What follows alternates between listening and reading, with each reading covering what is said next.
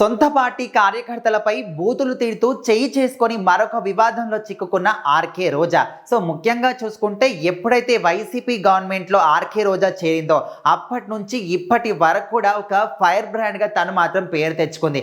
ఎక్కడ పడితే అప్పుడు ఎవరిని పడితే వాళ్ళని ఎలా పడితే అలా మాట్లాడిన వ్యక్తి ఆర్కే రోజా.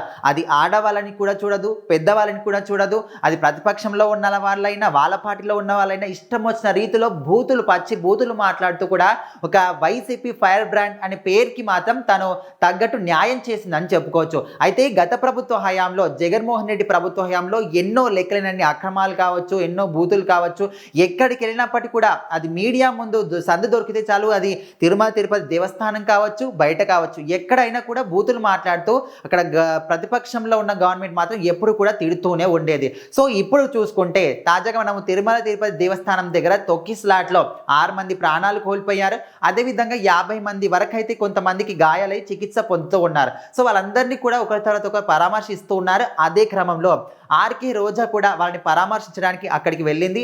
అదేవిధంగా బాధిత కుటుంబాలతో మాట్లాడింది, బాధితులను చికిత్స పొందుతున్న వాళ్ళని పరామర్శించింది. తర్వాత మాత్రం అక్కడ తను తిరిగి వస్తున్న క్రమంలో వైసీపీ వాళ్ళు కావచ్చు, అదేవిధంగా ఇంకా కొంతమంది కూడా తనని ముట్టడించడం జరిగింది తనతో పాటు రావడానికి. సో ఆ క్రమంలో తనకి ఎక్కడికి వెళ్ళడానికి కూడా తనకు చోటు దక్కలేదు.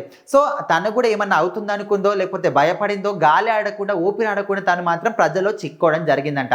సో అప్పుడు తనకి ఏం చేయాలో దిక్కు తోచక ఆర్కే రోజా మాత్రం తన సొంత పార్టీ కార్యకర్తలను చూడకుండా, ఎవరిని కూడా చూడకుండా వాళ్ళ మీద డైరెక్ట్గా చెయ్యి చేసుకొని ఇష్టం వచ్చిన బూతులు మాట్లాడుతూ తను మాత్రం హల్చల్ చేసిందని చెప్పుకోవచ్చు. ముఖ్యంగా వేరే వాళ్ళంటే మాట్లాడింది ఓకే, తన సొంత పార్టీ కార్యకర్తలను కూడా గుర్తుపట్టకుండా వాళ్ళ మీద కూడా డైరెక్ట్గా చెయ్యి చేసుకొని బూతులు మాట్లాడిన క్రమంలో ఇక్కడ ఆర్కే రోజాని ఇప్పుడు అందరూ కూడా పాయింట్అవుట్ చేస్తున్నారు. మీరు ఇక మారడా, మీకు ఇక్కడ గవర్నమెంట్ ప్రతిపక్ష హోదా కూడా లేనటువంటి దీని స్థితిలో ఉంచి నగరి ప్రజలే మిమ్మల్ని కింద కూర్చోబెట్టారు, మీకు గెలిపించలేదు, ఓడిపించారు, అయినప్పటికీ కూడా మీ నోరుకు అదుపు ఉండదా, ఇంకా మీరు మారరా అనే విధంగా ప్రజలందరూ కూడా అంటున్నారు.